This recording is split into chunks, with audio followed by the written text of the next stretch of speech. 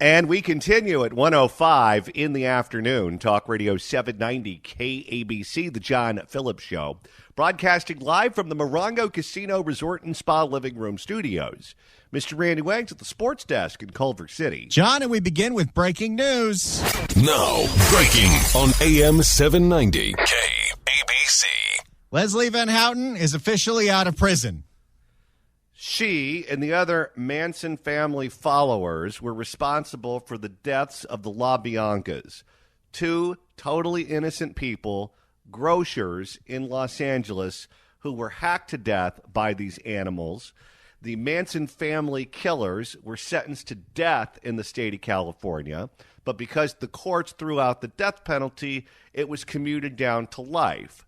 And because life doesn't actually mean life, the parole board that people like Jerry Brown and Gavin Newsom appoint have consistently voted to let this animal out of prison. Thankfully, the governors have vetoed the decision of the parole board. This time, Gavin Newsom vetoed their decision, and the courts overruled them. Gavin Newsom could have appealed that decision, but chose not to. He feared that if he did that and lost, he wouldn't have as much power as he otherwise would. And because Gavin Newsom is all about accumulating as much power as humanly possible, he didn't care about the victims. He didn't care about the heinous crimes that Leslie Van Houten committed. He just wanted to preserve his space as being the warden of the state of California. Now, Leslie Van Houten was housed in a prison in Northern California. They just let her free. Where is she coming? Down here to Riverside County. She's going to be moving into a halfway house that apparently is being run by a former prison guard at the prison that she was in, that she had a relationship with. Also, this halfway house is in very close proximity to the sister of Sharon Tate, Deborah Tate. So now Deb has to deal with this animal, this killer, living within very close proximity of her. Everything in this state right now is upside down, particularly when it comes to crime and punishment. Joining us to talk about this is a woman who represented Riverside County and probably the area where Leslie Van Houten now lives in the California legislature. Former California State Senator and President of the Golden State Policy Council, which you can get online at goldenstatepolicy.com, and you can follow her on Twitter at Senator Melendez. Senator Melissa Melendez, welcome. Thanks for having me on, John. You laid it out pretty well. There's not much more to explain. Governor Newsom decided that he just didn't want to take part, thought apparently that this was perfectly fine, that she was released. And so he did nothing. I mean, it's a stark contrast to where voters said yes to the death penalty, and he decided to step in and say no and place a moratorium. So he didn't have a problem doing that. But for some reason, this particular case, he just didn't feel comfortable. Did you ever think you'd see a day where California became so liberal that the Manson family killers would be let out of prison and expect sympathy from the rest of us? Yeah, I honestly never thought that any of those folks would be released. I mean, even, when Jerry Brown even says no, that should tell you something. The fact that Newsom just tucked his tail and ran the other way is very surprising to me. I don't know what was going through his head. I mean, his statement saying that it was unlikely that his wishes would be, granted, I think that's kind of a lame response to what's taking place. If nothing else, even if he did think that was going to happen, I think out of respect for the victims, he should have at least tried. And then, of course, they take her out of Northern California and dump her in your district, where I believe she's still a threat to public safety. Yeah, she's in Corona, so Corona is probably 15 minutes from where I am, so I represented the unincorporated areas of Corona. I cannot imagine what Miss Tate's sister must be feeling right now. Nothing but fury. I know that's what I would be feeling. And, little explanation from the governor, and certainly not much in the way of, sympathy for the victims of the family. What really scares me about this is because the Manson family killings were so notorious. There have been books written about it, movies made about it. Certainly, people go down the internet rabbit hole and you can read anything you want to read about those killings. Everyone knows about them. So therefore, letting these killers out of prison, there's a political cost associated with that because people know what they did.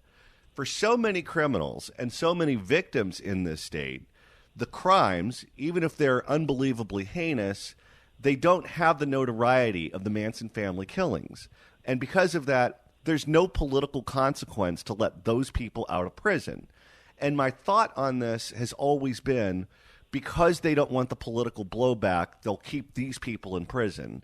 But every other killer like them that isn't famous would be let free because ideologically that's where they are. But now, if they don't care about the political blowback of letting the Manson family killers out, there's no one that's bad enough in their mind to keep in prison forever. Yeah, that's a very good way of explaining it because, I mean, if you think about it, the Democrats in California and frankly across the nation, I think, have taken this position that they are determined to empty out the prisons of anyone and everyone, regardless of what crime they committed, that in their minds it is just simply wrong to incarcerate people for any reason, whether it's dealing fentanyl and killing innocent people, whether it's hacking people up and murdering them, regardless of what it is, they just don't feel that incarceration is the answer. They think, I don't know what they think, a big group hug is going to help this. I don't really know, but I know that they have been hell-bent on emptying out the prisons and on decriminalizing everything under the sun because apparently public safety is not something that's high on their priority list. And, of course, it's broken down at every step of the way. The district attorney of Los Angeles, George Gascon, no longer attends the parole hearings. Typically, the DA sends a representative to these parole hearings if their office was the one that prosecuted them, so they have a say. They used to have a department that would notify the victims, so the victims, who are legally allowed to have their say, they know that the hearing is going on so they can show up and make sure their voices are heard. Gascon doesn't do that anymore. So now there's no voice of the prosecutor's office. There's no notification to victims. They want this to happen in the dead of night so no one knows about it.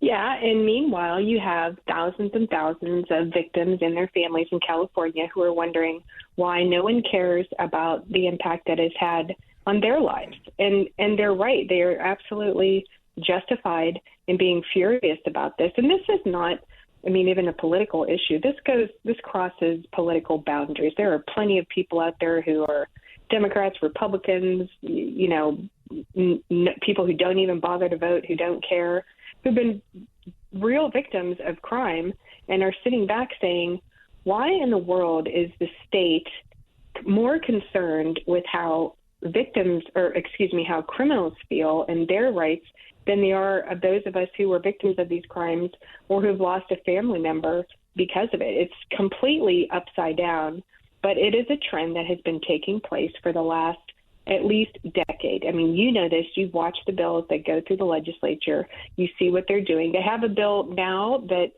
wants judges to consider a person's race when sentencing takes place. So in other words, if you are of a particular race, then you should be given some sort of leniency based on the color of your skin, irrespective of the crime that you committed. It doesn't matter. If you're of a certain skin color, then you should be given a pass. That's where we're at in California right now. Whatever happened to the days where you're supposed to judge a man based on the content of his character and their actions and not their race? Now the reverse is true. Yeah, well, but that's part of this whole agenda that they have. This has seriously been going on for at least the last decade, where they are the constant drumbeat of, the judicial system is racist, law enforcement is racist, the whole system is corrupt. It's designed to go after people of color. It's daily, day in, day out. And now they've convinced, quite a number of people that that's actually the case. So I guess, yes, it's true. If you say it long enough, people start to believe it. But that's It doesn't change the crimes that have been committed. It doesn't change the, wake of victims and those affected that are left behind. It doesn't change any of that. But apparently now you are cold and heartless if you think someone should be held accountable for the things that they do. Well, and now they look at criminals as being a protected class, because you look at Right. Leslie Van Houten. Up in Sacramento, everything they see is race. Everything is racial. There's a racial component to every story that exists under the sun. It doesn't matter if you're reading about cattle futures in the Wall Street Journal. To them, there's a racial angle to literally everything under the sun. But Leslie Van Houten is an older white woman who came from a very privileged family.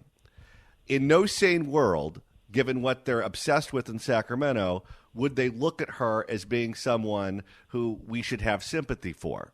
But they do. They look at her that way because she is a criminal. She was convicted. She was tried by a judge and a jury. We know she did these bad things. She's not even denying it. But because of her status as a criminal, they believe that we should have sympathy for her.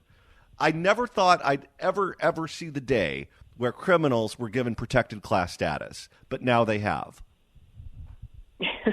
Yeah, that's the sad reality of California is they are essentially a protected class now. I mean, and you're right, everything is viewed through the racist lens, which is odd given that she is a white woman, that they would show any sympathy toward her at all. But I think the fact that she falls into this criminal class trumps the fact that she is a white woman. So apparently they care more about this strategy to empty out the prisons than they do about punishing anyone who is not, black or brown or whatever the case may be. That seems to be the focal point right now. But they've come out and said that working out, being fitness conscious is now racist. I mean, I don't know what to tell you. Apparently everything is racist, John. Everything. Well, not only is she an old white woman who comes from privilege, they were also planning on pinning the murders on blacks because they were trying to start a race war.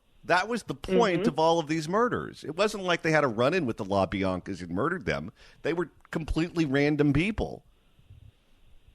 Yeah, well, but see, that's the part of history that they leave out very conveniently, as they do in all of these cases and all of these bills that come up. They always forget the parts that, might raise the eyebrows of a few and cause them to reconsider, perhaps, how they might vote on a particular bill. So you leave the juicy parts out of the history and you just focus on the things that inflame people's tensions and certainly continue to divide people. That's what they focus on because that is effective. We've seen it over and over again. I mean, look, this is a good example, frankly. You don't hear anybody in the Black Caucus, angry about the fact that this was, like you said, originally started with the intent of starting a race war. You're not going to hear them talking about this. They're going to be completely silent. In fact, they may not even know about it. I have no idea. I've noticed that they are lacking when it comes to knowledge of history, so it's possible they have no idea.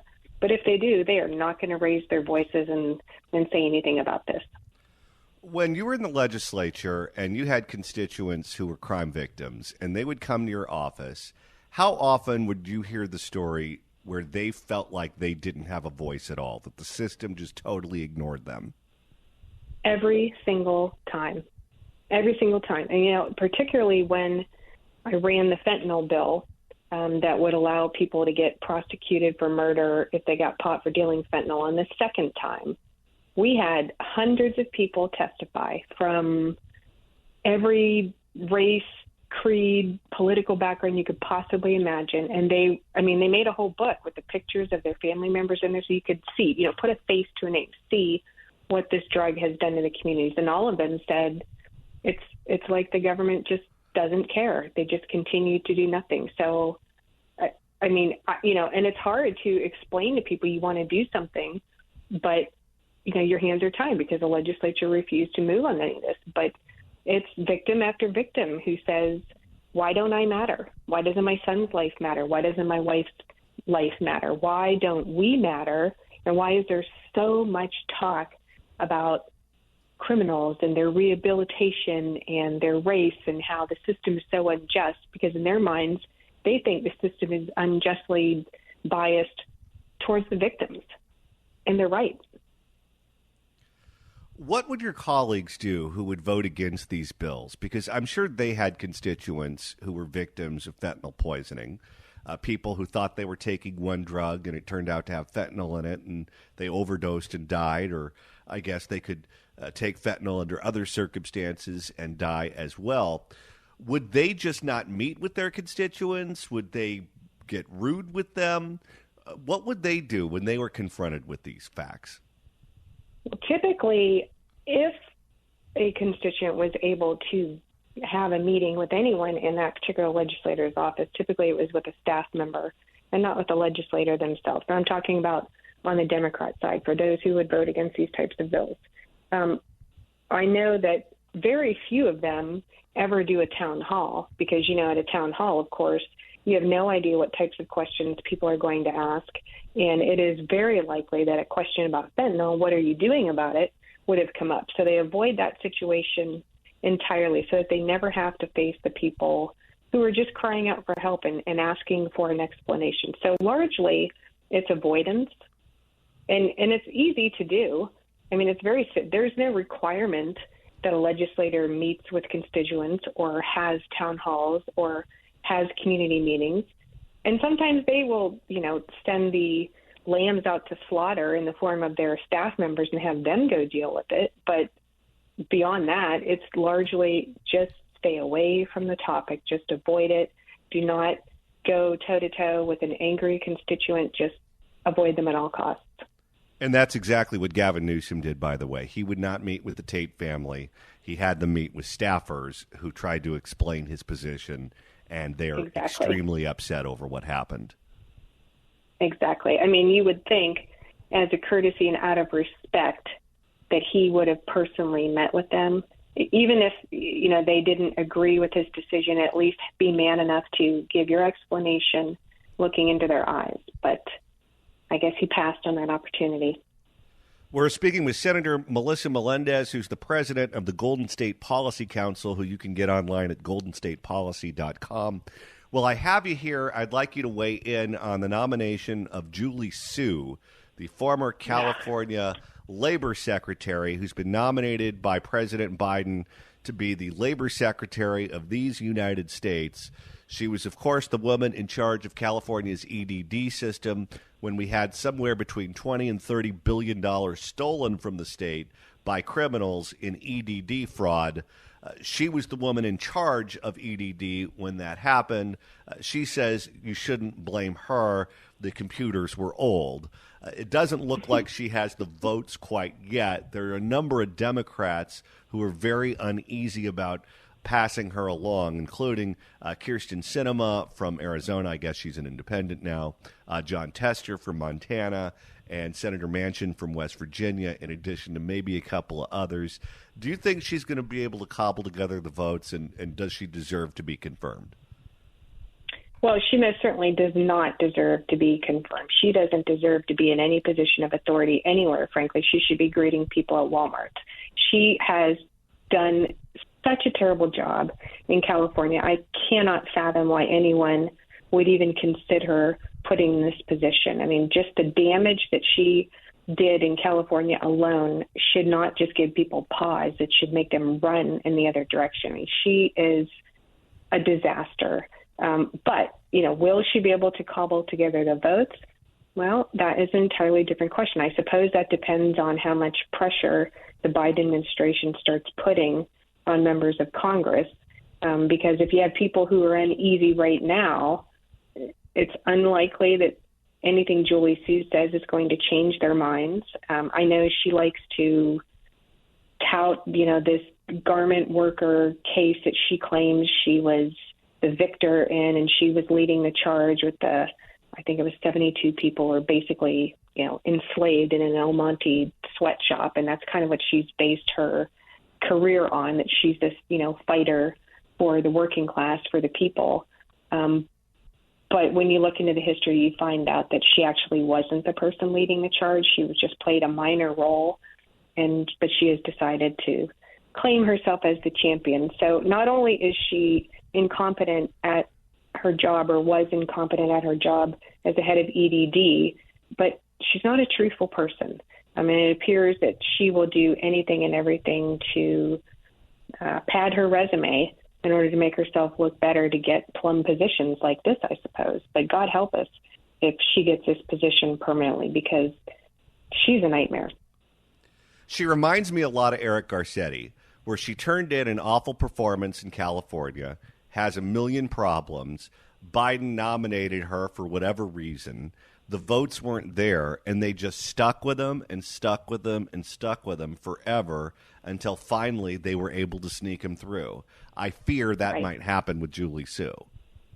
Yeah, and that's exactly what I'm thinking, too, because I have seen the same thing happen in the legislature in California where, for instance, a bill gets stuck or a particular nominee appointment, by the governor would get stuck in the Senate, and they don't give up. They just keep going after it and wear people down until finally they get the vote. So I am concerned about that, too, because, do they have someone else on the bench waiting to replace her? I don't think they do.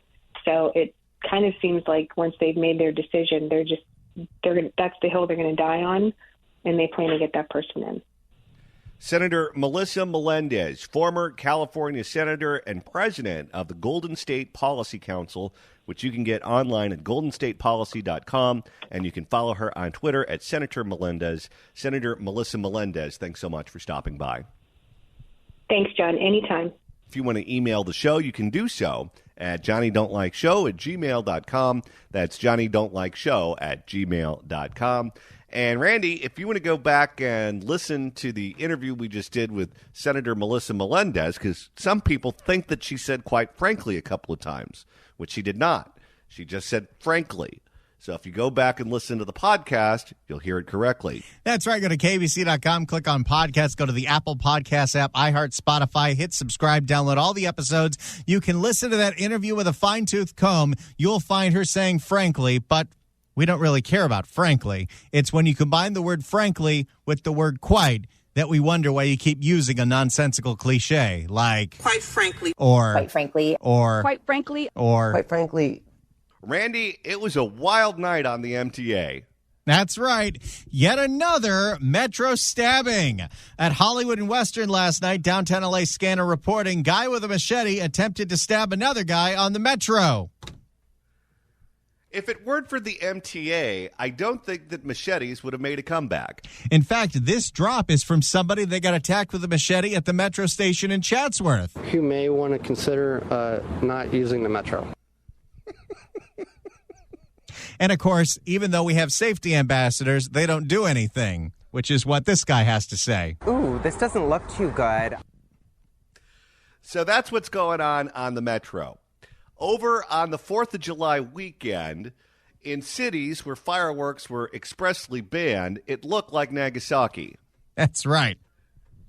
There were illegal displays of fireworks all over Southern California. If you live in the San Fernando Valley, you see it and you hear it pretty much every single day in between Memorial Day and the 4th of July. But in Oakland, it was even crazier than it is in the Valley. And there were 0 citations given, 0 arrests. And it wasn't just that it was loud and people were complaining. It actually caused real destruction, like destroying a basketball court. Okay. If your fireworks destroy a basketball court, they aren't fireworks. That's a bomb. Well, there were a lot of bombs going off in Oakland, and people couldn't even call 911. For more, here's KTVU Fox 2 in the Bay Area. Basketball court. Nope, let me rewind that. A community basketball court trashed after an illegal fireworks show erupts at an East Bay park. It's a pain. Wait, was that sound of the fireworks, or was one of the anchors playing with Amazon packaging? I don't know, but at the end there, it sounded like machine gun fire. Fireworks show erupts at an East Bay park. It's a pain. I can't tell if that's fireworks, a machine gun, or packing peanuts. Could be all the above. Fireworks show erupts at an East Bay park. It's a pain. Basically, it's a very nice court that we have here, and now it's all burnt up because of fireworks. Disappointing. I feel like he wanted to say something else. Well, what sports can you play in a ditch? A disappointing sight for many living in one Oakland neighborhood. Good evening, everyone. I'm Mike Meeback. And I'm Julie Hayner. A fireworks show on the 4th of July grew out of control at a city park, and the basketball court caught fire, causing major damage. New at 10 tonight, KTVU's Dave Detling live in Oakland. And Dave, the damage is now impacting a group of athletes. Good evening, Julie and Mike. Well, Oak Park attracts dozens of basketball players, so as you can imagine, this act of vandalism comes as a real blow. Take a look down here. These are just a few of the pieces from the court. We're talking rubber burnt from those illegal fireworks. Now, the same group impacted by this illegal work is now working to fix the court until the city steps in. Okay, wait a minute. How exactly do you blow up a basketball court? Because I played basketball all through growing up, all through school. And a basketball court is essentially, if you're talking about an outdoor basketball court, concrete with paint on it and 2 hoops. How do you blow that up unless you literally create a crater? You burn down the hoop. You melt it. It was a 4th of July firework display that lit up the sky above Oak Park. Unfortunately, the revelers also lit up the neighborhood's prized basketball court. Tim Ellerby saw the fire and rushed from across the street to put out the flames. I just went to go get some water from my yard and flour, put it out. I had to put some of it out with the boxes. Neighbors shared video and pictures of the vandalism with KTVU. They say it was a mess of trash, fireworks, and disrespect. So not only were they launching off bombs, they were littering. Okay. The video that I sent you of the illegal fireworks in Oakland, or I guess some of the illegal fireworks in Oakland, because they were all over the place, it looked to me like they were shooting them directly into the power lines. I wonder if the fireworks going directly into the power lines caused the electrical grid to blow up and the 911 system to go down. Maybe they were inventing a new sport. Instead of basketball, it was basket missile. Or basket bomb. They say it was a mess of trash, fireworks, and disrespect. Oh, my God. They melted the basketball court. The next morning when Now, I don't think it's going to make the wall, but it might make the end of the year special. Oh, my God. They melted the basketball court. It just doesn't get more Oakland than that. You know, all you need to hear is that, and you can place the date line. Oh, my God. They melted the basketball court. The next morning when I came and saw how trashed the park was, I retroactively realized that it was not just a kind little 4th of July gathering. It was kind of a destructive event. The fireworks melted. That's a nice way of putting it. They blew up your park. I don't think you could say they were celebrating the birth of the nation. This is witness number 2. The next morning when I came and saw how trashed the park was, I retroactively realized that it was not just a kind little 4th of July gathering. It was kind of a destructive event. Oh my! And this is witness number 1. Oh, my God. They melted the basketball court. I like witness number 1's statement. Gets right to the point.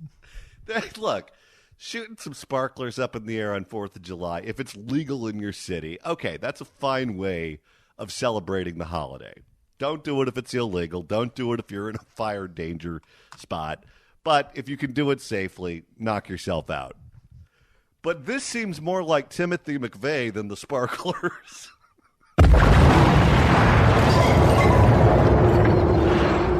Oh, my God. They melted the basketball court.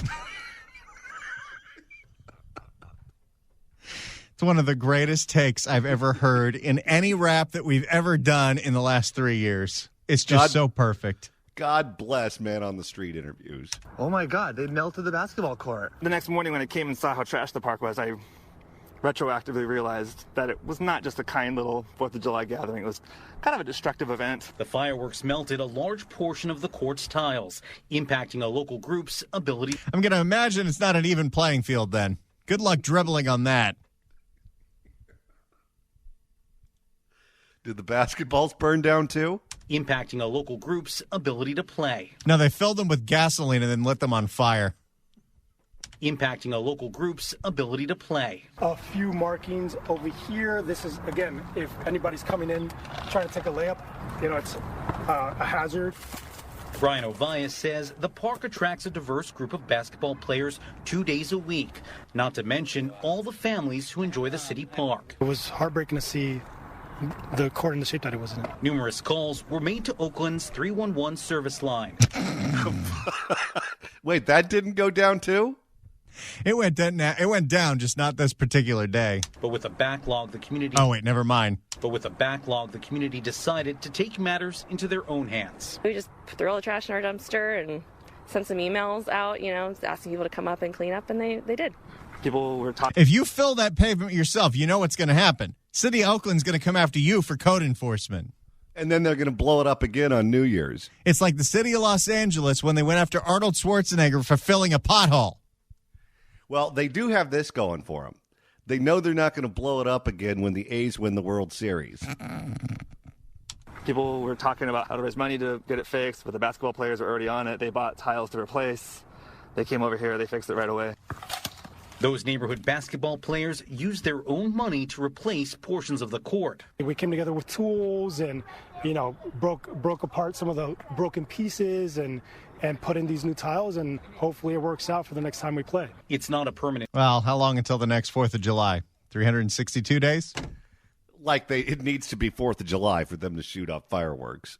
It's not a permanent fix, but one they hope will hold until the city steps in. It's really important for us to have this common space, and I hope that it comes back the way that, it was before, and maybe even better. Yeah, the city's not going to do anything about this. The only reason that court got fixed is because they did it themselves. Yes, and you're 100% right. The minute that code enforcement finds out about it, they're going to make them tear it apart, so it's just a burning pile of rubble again. And what makes this story even sadder is the fact that back in 2019, the court was resurfaced as part of a community improvement project. I did reach out to Oakland's Recs and Parks Department to see what repairs, if any, are scheduled. A city spokesperson says they are looking into the matter. Live in Oakland, Dave Detling, KTVU, Fox 2 News. I don't think they're going to do anything about it. No, that court used to be part of the community improvement project. Now it's part of the community decay project. Oh, my God, they melted the basketball court. And, Randy, just to repeat the news, it looks like our streaming service has fixed the tech glitch. That's right. You called, you emailed, you texted, and we sent those complaints right to management, and they did something about it. That's right. We actually accomplished something. You will no longer hear on repeat over and over and over again that Martha Stewart caller. Apparently, they've now replaced that with party music. Is that better or worse? I don't know. But it's a different company who has no clue what we do on this show and has no clue who the audience is if they're playing music that you need to drop some E to enjoy. Might make the 2 o'clock hour more enjoyable. That's true. If you want to email the show, you can do so at johnnydon'tlikeshow@gmail.com. That's johnnydon'tlikeshow@gmail.com. And, Randy, you are monitoring the mailbag. Steve writes in at johnnydon'tlikeshow@gmail.com saying the definition of social justice is Leslie Van Houten can be released from prison, but my Katie Porter emails can't be read over the air. And he misspelled Porter. There's no K in there. Okay, just to clarify, we would love to read your Katie Porter emails over the air, but we'd get in trouble. So it's not us you should be mad at. It's the world. We don't want to take any more DEI training. No, we take enough of that as it is. In terms of Leslie Van Houten, I wish I had a say in that, because if I had a say in that, that old hag would still be behind bars. Have you seen, by the way, Katie Porter's new fundraising tactic? Which one is this? So she's promoting on Twitter, so she's paying for advertising, that if you donate $5 to her campaign, she'll give you her go-to family recipes. And there's a little box in there with graphics of food that's half eaten that says, get Katie's original recipes. Which recipes is Katie selling? Well, it doesn't specifically say because I haven't given her the $5, but if you look at the pictures on Katie Porter's Twitter, you would assume it's not original recipes. It's extra crispy. Well, how many special spices does she have in her fried chicken?